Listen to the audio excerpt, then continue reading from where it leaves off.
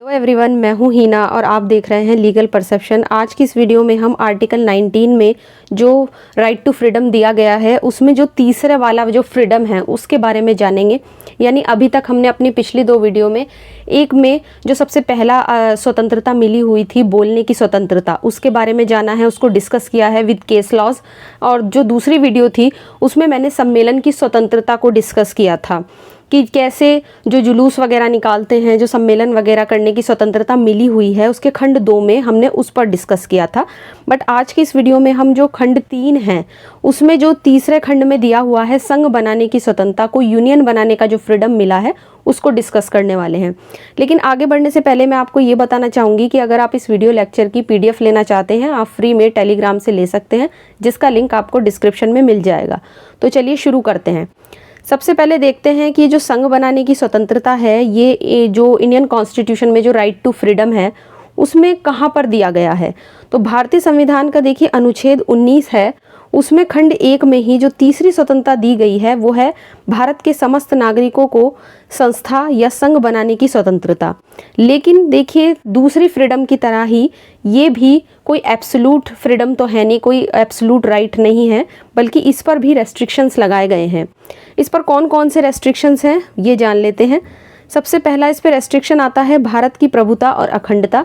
यानी कि अगर किसी भी संघ बनाने से किसी के और भारत की जो इंटीग्रिटी है, इंडिया की जो इंटीग्रिटी है उसको चोट पहुंच रही है, उसकी अखंडता को चोट पहुंचती है, तो इस पर रोक लगाई जा सकती है।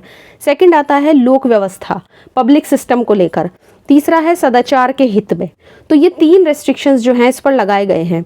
अब इस प्रकार से देखिए इसमें कौन कौन सी फ्रीडम, मतलब क्या क्या चीज़ें हमें बनाने की स्वतंत्रता मिली हुई है।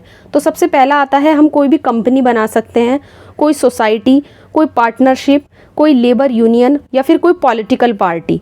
तो इस तरह से यहाँ पे हम देख सकते हैं कि इसमें जो सम्मेलन की स्वतंत्रता है में तो हमने देखा था कि जुलूस और बिना हथियार और शांतिपूर्वक हमें सभा वगैरह करने की स्वतंत्रता मिली हुई थी, मीटिंग करने की। लेकिन यहाँ पे क्योंकि हम संघ बनाने की स्वतंत्रता डिस्कस कर रहे हैं तो उसमें क्या क्या चीज़ें आएंगी, तो ये चीज़ें हमें ध्यान रखनी है। कंपनी आती है, सोसाइटी है, पार्टनरशिप है, लेबर यूनियन है और पॉलिटिकल पार्टी है। तो ये सब बनाने का जो राइट है वो इसमें शामिल होता है। इसमें केवल देखिए संघ या संस्था बनाने का ही नहीं बल्कि उसे चालू रखने का अधिकार भी आता है। तो ये चीज़ यहाँ पे क्लियर हो गई। अब हम इससे रिलेटेड एक केस देखेंगे। केस का नाम है सूर्यपाल सिंह बनाम उत्तर प्रदेश राज्य, 1951 का केस है ये। और इसमें कहा गया है कि इस अधिकार में ये जो हमें राइट मिला हुआ है ये संस्था या संघ बनाने या ना बनाने के लिए ही नहीं है, बल्कि उसे चालू रखने या ना रखने का अधिकार भी इसमें आता है, और साथ ही उसमें शामिल होने या ना होने की पूरी स्वतंत्रता भी इसमें शामिल है। तो इसमें सब तरह की आपकी स्वतंत्रता आ गई। या तो आप संघ बनाएं ना बनाएं, उसे चालू रखें ना रखें, उसमें शामिल हो या ना हो, ये क्या है, ये पूरी स्वतंत्रता की बात करता है। इसके बाद अब जो केस आता है वो है Damayanti versus union of India का केस, 1971 का केस है।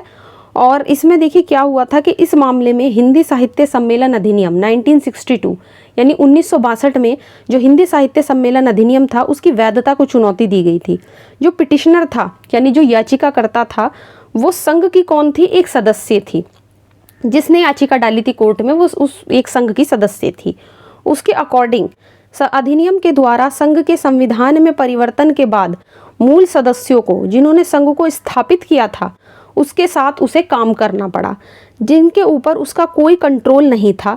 सुप्रीम कोर्ट ने कहा कि ये जो अधिनियम है ये संघ के मूल सदस्यों के जो आर्टिकल 19(1)(c) में जो दिए गए अधिकार है उसका अतिक्रमण करता है, इसलिए ये अवैध है।